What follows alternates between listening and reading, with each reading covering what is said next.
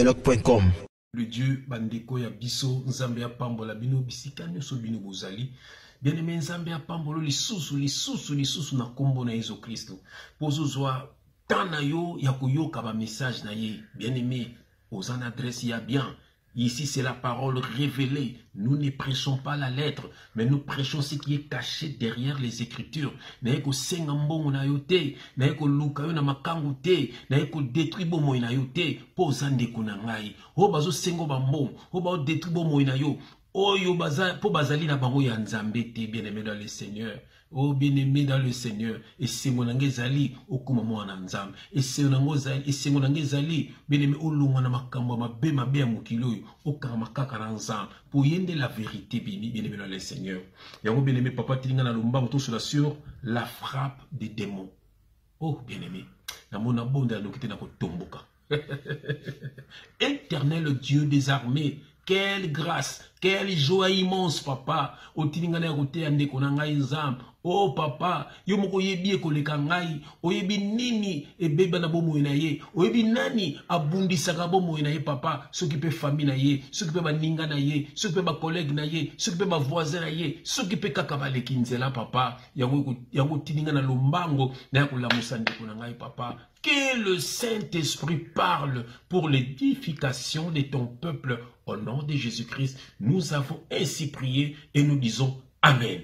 Bien-aimé Zambé a pas mon opposé ni bakou ya kolana ndeko na yo. Bien-aimé la frappe des démons. Bien-aimé mingi ba démon ba peta ka bango mikolo nyonso. Mingi lelo ba komana ba maladi ya ndingi na banzoto na bango. Oh bien-aimé mingi bien-aimé ba bungisa mabala na bango, ba bungisa bozwi na bango, ba bungisa misala na bango. Bien-aimé, nani yango beta kiyo. Nani yango beta kiyo. Po beta yo pe akuta kiyo tamsu sans Yesu.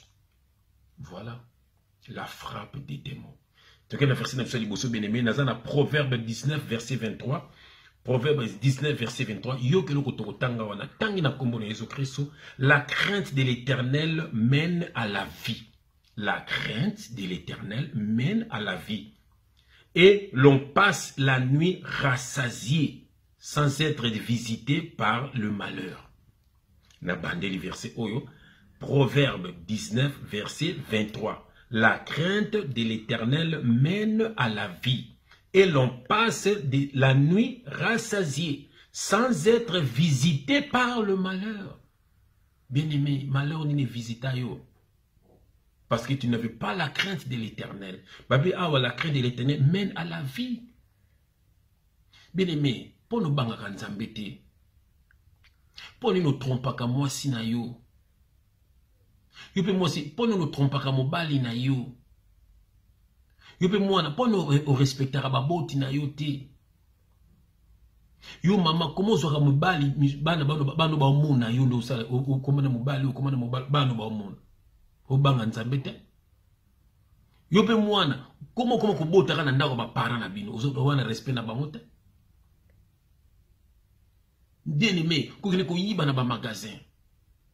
Bien-aimé, quand on a qui bondoki. Bien-aimé, matongi obe matongi. Ola mkara na tonga na matongi, ola na butu na matongi. Obanga kanzambete. Tala lo lenge, tala spena yo bien-aimé, tala spena. Tala ba photo na Facebook. Si ok, tala ba photo ba paye. Nenge moko. Elo nizo la kiseki yo sambela. Kapoza kotanga koma Yesu. Mais tala ba misa moke. Ben ba nzembe na boka Jésus. Est-ce que Jésus n'est pas Jésus-Christ de Nazareth? Bien-aimé dans le Seigneur. Est-ce que Jésus yo sambela kizapena ubiso de sambela? Jésus ubiso de sambela yo ubiso sambela nana révélé te que o tika expose la ngwana mukili. C'est que sambela Jésus ba mise ba yembaka. Oya ba catholique ya bébé wana kola kate wana atikala bébé ya qui complice. Na oya ba faux pasteur ba tol bokena kopesa ba mbongo ba prophète ba nini. Oh bien-aimé, muto ayambi Yesu. Bien-aimé, vine il faut changer. Si quelqu'un est en Christ, il est devenu une nouvelle créature. Les choses anciennes sont passées. Voici toutes les choses sont devenues nouvelles. Et ça, c'est une obligation. Bon, ndenge yo oyamba Yesu muzaka na makambo kala. Bakamba doka ya kala.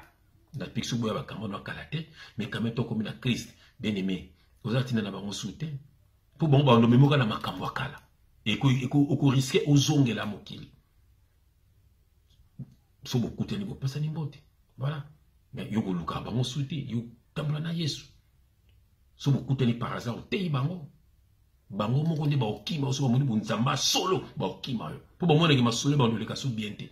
Po ba masolo ka bien bango nde fo ba bonga so mutema. Bien-aimé dans le Seigneur.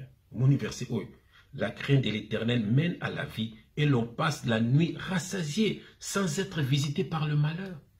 Tantôt là la ranabuto vous avez inconscient. Bandoki balamiki bango sa misana bango. Tantôt que ne ba concert ba païen, bazo de tout ba finayo. Tant qu'il y a des concerts, des faux chrétiens, des faux chantres, c'est la Satan. Et ça, quand il y a des concerts, quand on dit pour Jésus, Jésus n'est pas un yéma. Ou bien, il faut tambour, on a des concerts. Ou bien, on a des stars. On a des chantres ensemble. Oh, bien-aimé dans le Seigneur. Nous avons salé aux grâces. Ou là, on a ponga qui toko. Donc, on a fait ça, souka. Il y a Psaume 91. Psaume 91, verset 5 à 9. Psaume 91. Psaume 91, versets 5 à 9, je lis au nom de Jésus-Christ. Tu ne craindras ni les terreurs de la nuit, ni la flèche qui vole de jour, ni la peste qui marche dans les ténèbres, ni la contagion qui frappe en plein midi. Que 1000 tombent à ton côté, 10 000 à ta droite, tu ne seras pas atteint. De tes yeux seulement, tu verras, tu regarderas, et tu verras la rétribution des méchants. Verset 9. Car tu es mon refuge, ô Éternel, tu fais du Très-Haut ta retraite. Verset 10. Aucun malheur ne t'arrivera, aucun fléau n'approchera de ta tente, car il ordonnera à ses anges de te garder dans toutes tes voies. Oh, bien-aimé, si tu crains l'Éternel, l'Éternel, il ordonnera à ses anges de te garder de toutes tes voies. Ba ange bako tambola na yo, bako batela yo, babi de toutes tes voies, makamno tout nyos bako batela yango. Kola de bango te bana ba garde du corps physique, comme malade de ya garde du corps mon honte. Ata li sase que yé et ko tobola na garde du corps, on est toboli na yo. Ce pas accident yé na bino nyos bako kufi. Protection bien à Jésus Christ. Bien-aimé banganza, la crainte de l'Éternel. Avec ko batela pour en plein midi, bandoki ba télémaka bien-aimé. Donc vous avez un tongo, batibino ba file, moni file ne ba tchara na mai pe kangambis, ne ba tchela rapso na ba rabis na ba partout belé botuke na. Mono leki ka botiki libota na. Oleka botiki mabota, oleki botiki ba santé. Yozo ye bati. Ozo mono bimi bo, ozo ndako, a jeune no mobimba, e maté loko moko simbité. On y attaque nini. Bien-aimé. Babi me soko banga kanza akubatela yo. Ata bati ba file yo leki toboli filan. Yo ko dozo ba note. La simone banou sou baroleka malon pour se toboli filer. Pour se tomber naba ange. Naba ange, bien-aimé. Nzamba pamola yo, bien-aimé. Nzamba lingi utambo atamola kana yo. Vivre na crainte ya nzambe. Kabona na makambo nyonso mabe na batu nyonso mabe. Balinga na bango yo te mutu zo na bo satana. Ba kombataka vi na yo batu mutu kombataka vi no azane musika te, bien-aimé. Azane musika te, so aza musika c'est kazana représentant moko pembeni na yo yozo ibana ote. Oh bien, mozo mona kozo tamola be chèque, mozo ibate pourquoi? Posa musika na nzambe. Loin de Dieu, c'est d'être près du diable. Loin du diable, c'est d'être près de Dieu. À toi de choisir. Moi je choisis d'être loin du diable et près de Dieu. Fais comme moi, tu seras sauvé. Que Dieu te bénisse. Je t'aime tellement. Et je viendrai toujours pour que tu sois affermi. Je te fais de gros bisous. Que Dieu te bénisse. Ciao. congodialogue.com